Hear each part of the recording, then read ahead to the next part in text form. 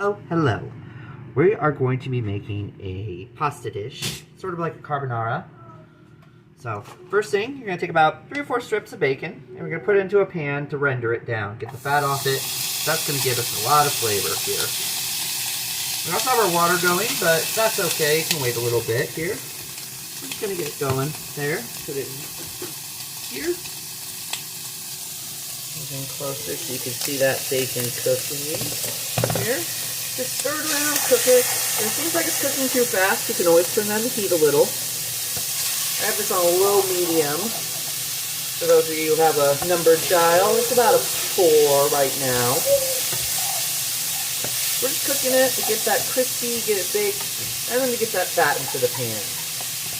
Oh, we got a cranky toddler in the background. Okay, so we're just cooking it here, getting it crispy, getting it rendered down. Don't be afraid. See a little char on it, it's not the end of the world. So, you want to keep an eye on this because bacon could go pretty quick and you don't want to get the fat too hot. So, we're getting it out, we're getting it crispy. We will have this in the final, you're just going to see us pull it out. But when it's all nice and cooked, we'll just pull it out. So do use a slotted spoon, at least to get that, so you leave all that nice yummy bacon grease in there. Again, these are not exact measurements, so don't worry. You want to go for the fattier pieces of bacon. You don't have to do very lean. So, probably about 4 or 5 minutes on this. We'll cook it, and then we'll come right back, and we'll show you the next step, when I'm getting ready to pull them out. Okay, so we've had our time, and it's cooked down, and you can see here, it's nice and crispy and clean there. So I'm going to go bold and just start taking everybody out. Now, if you want to make sure there's not too much, or you ruin your bowls or anything, you can always just put a little paper towel in there to dry it out, but we want that fat to come out, so it's crispy, so it should be good. We're just going to take that out here.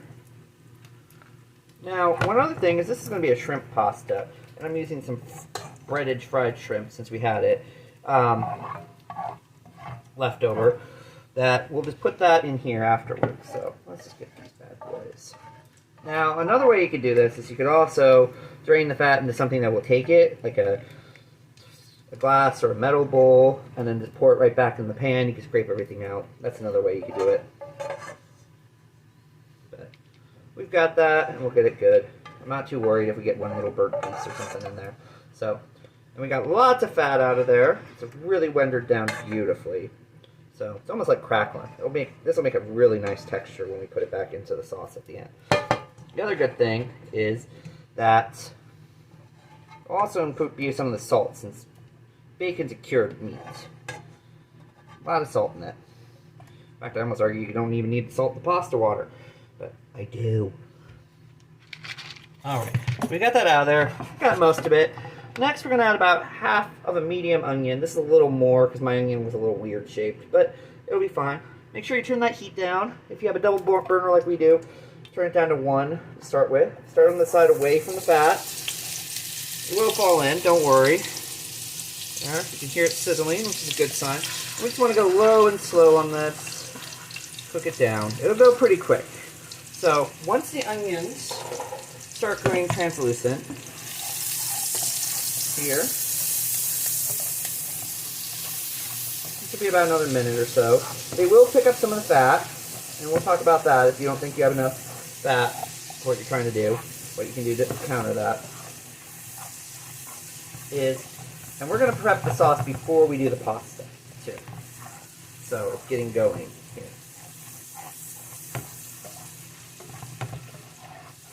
So we aren't trying to race timers. If I was making this at home, I'd probably start the pasta, the water's boiling, put it in right about now. But I wasn't done with it. So, there we go. We're starting to get translucent here. I'm going to go just a little further than this. So, here we go. Alright.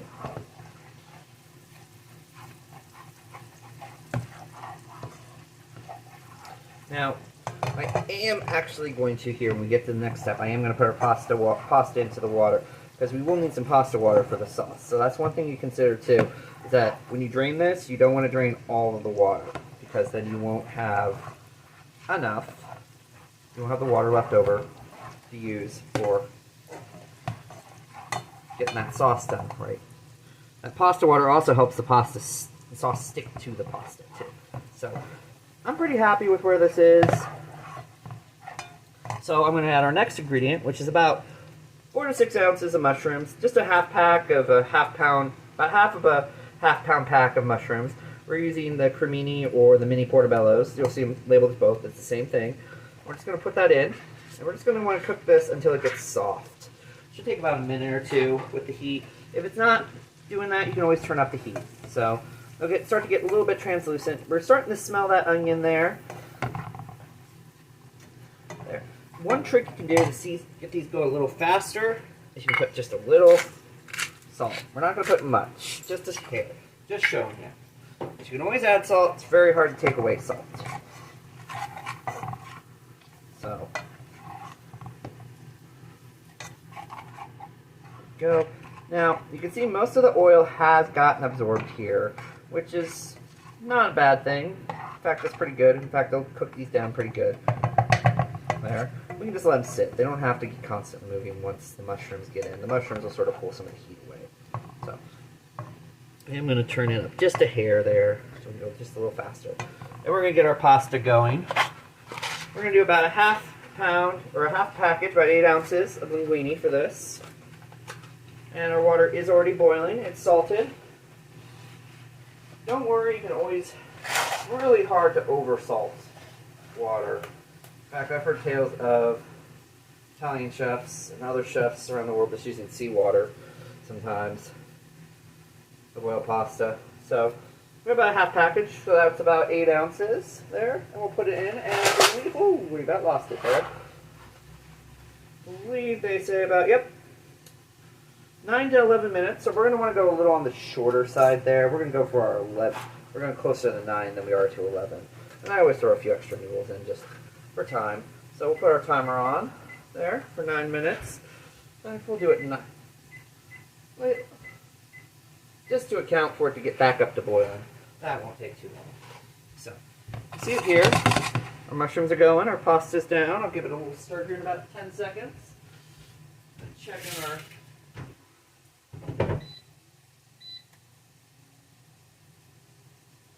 shrimp over here. Sorry.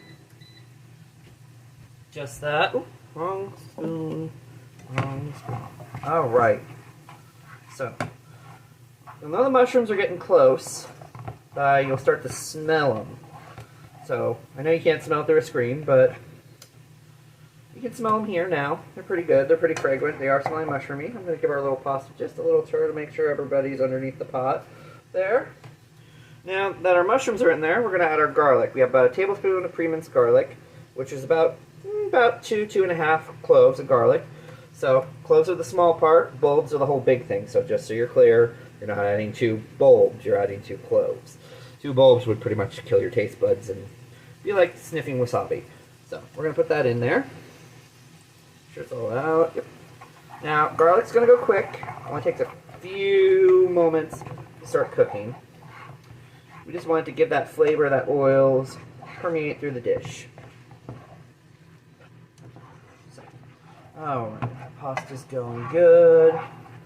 So, the reason we're going to do our pasta a little on the lower side is both because I like it al dente, and we're going to finish it in the sauce. By that, I mean that we're going to take the pasta out, and we're going to put it in here, and we're going to get it finished on there. Finish it cooking in there for about another minute or so. It'll also help everything get mixed in, and it'll add some flavors and other things. It'll help the flavors bond to the pasta. So, now that we got that going, you'll know garlic's ready, and it's cooked just enough when you start to smell it. So, right now it does smell a lot like garlic in here. So, we should be good soon.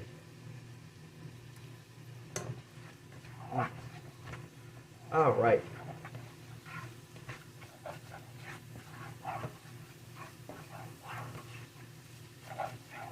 Alright, so our next step, we're sort of going to deglaze the pan here, but we're going to be using milk.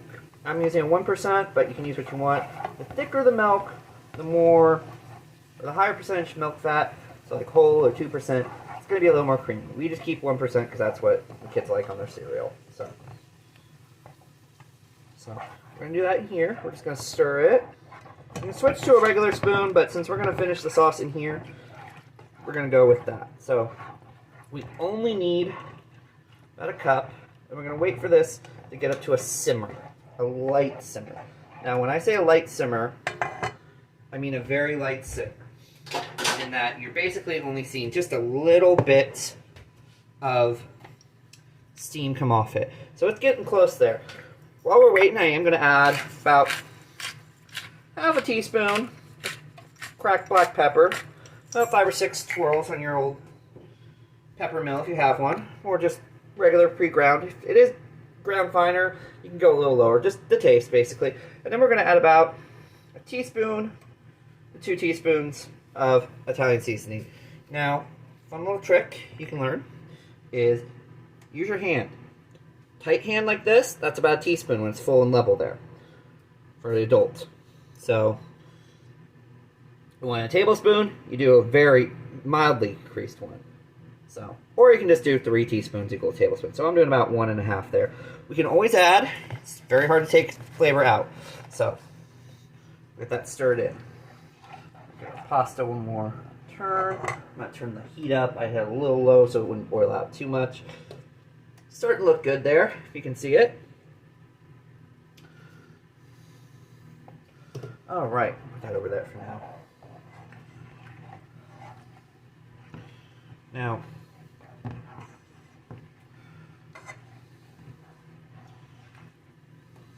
here we go, nice and cooking. Now you can see a little separation, you can see the onions. It does look a little bit like a separation, like stuff's breaking apart, but that's not a problem. Don't worry about that too much. Alright, so we are getting right there, just a little hair higher. Get it right where I want it. So, now, since we are going to finish it, we don't need a big colander. I'm just going to use tongs to get or use my handy dandy pasta stir, or pasta grips, or noodle spoon, like that. So, there. Alright, so here's what you can see. You can see right there. We are getting a little bubble, which is good. That's exactly where we want it. Next, we're going to add this is about a cup of a multi-cheese, a 3-cheese blend of Parmesan, Romano, and Asiago. So we're going to add that in. We're going to add about half of it now. And we're going to give it a stir. A little bit. Okay. Now, it's going to look thick once we start stirring this. This is what we want. Alright. Little spritz there. Alright. Don't be afraid. As long as it's not curdling and it's not turning into Play-Doh, you should be fine. We're going to use the rest of that cheese later, both for finishing the dish and plating. So, we've almost got like a gravy consistency you can see here. Now, if you did add too much cheese and it gets a little too far, just add a little bit of the water from the pasta water earlier. You're just running a little bit ahead. So, we're going to keep stirring this because the cheese is a bit thick. And cheese is fat, milk is fat, bacon is fat. Different types of fat don't like to interact too well. You sort of have to trick them into working together. Starting low and then bringing up the heat. So, here. You'll see. You can see there. We're getting a little separation, but it's not too bad. We'll just keep stirring. You can use the same spoon. Since this is going to be thick, it's not going to be a problem.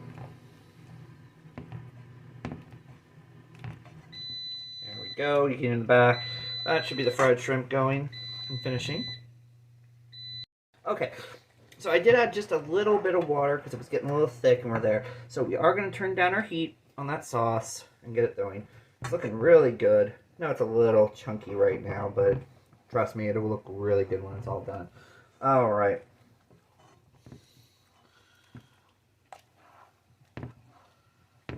Stirred there. If it's seeming thick, you can always switch to a whisk, which I think I'm going to do right now. So, whisk helps us incorporate everything better, sort of forces everybody to play along. So, splash. Just be careful doing a whisk, because you can get a little too fast like I did, and especially if you're using those chunky stuff in there, it can come flying out. So, alright, got about a minute there on the pasta, so I'll be meet you back as soon as that's ready, and we can finish her up.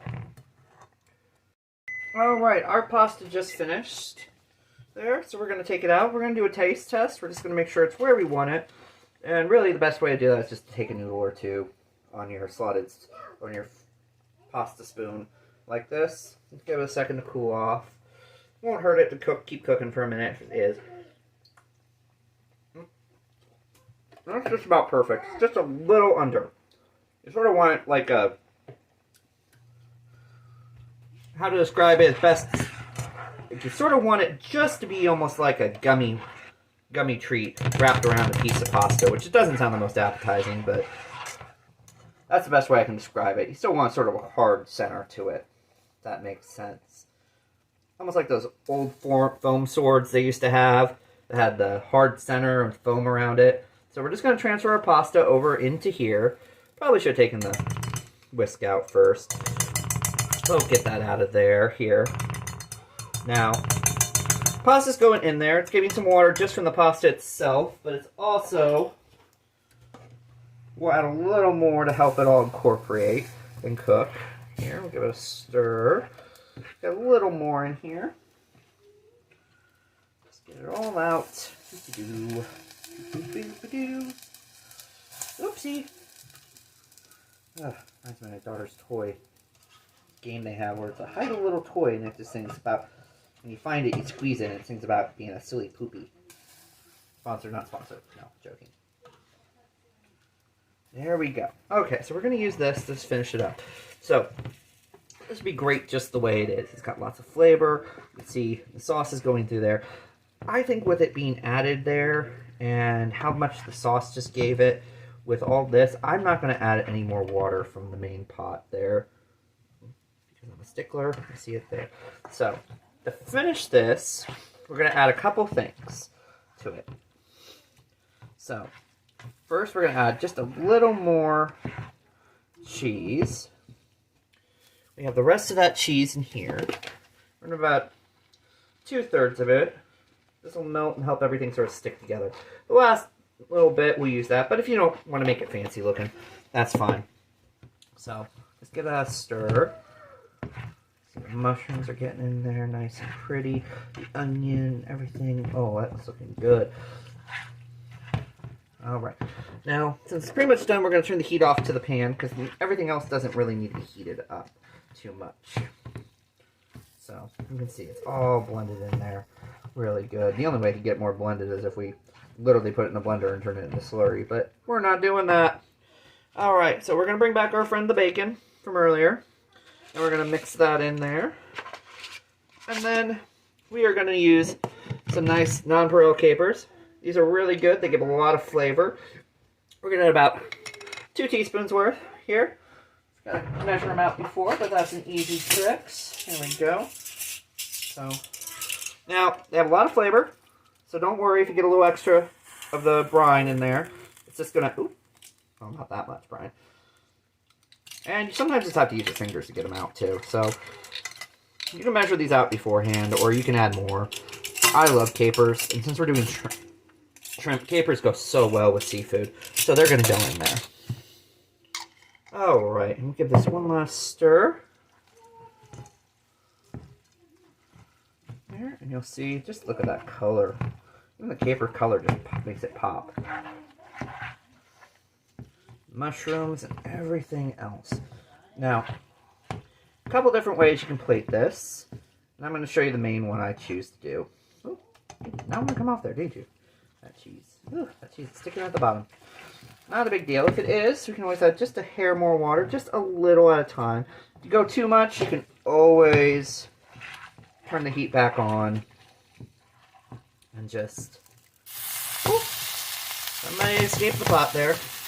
Still hot pan. In fact, a lot of those cooking shows, they move stuff around, and it's like later, so the oven gets completely cold. And they also like waste a ton of food by doing it a bunch, so we're doing this one take. deal with it. Okay, so our shrimp is done. I'm gonna grab a nice old pair of tongs here. We're gonna grab a nice plate. I'm gonna take just some here. We're just gonna style it in the center. Okay, don't worry if you get everything in each time. You can always grab some stuff from the side or it's there. And then, oops, sorry there. And then we'll put just a little more. There's some stuff hanging out over here. I'll put some more on the top. It's a nice, good mix. Looks like it looks nice and pretty. Okay. When you have it plated, we're going to add some nice shrimp here. They're fried shrimp, some tomato, and then a nice finishing touch that'll just give it a little pop of acidity and make it extra tasty because you have a lot of fatty flavors in here. We're just going to put just a nice drizzle of some balsamic glaze here. Just a little on each shrimp. Nothing crazy. We're just going for a nice little line just to make it pretty. And there you go.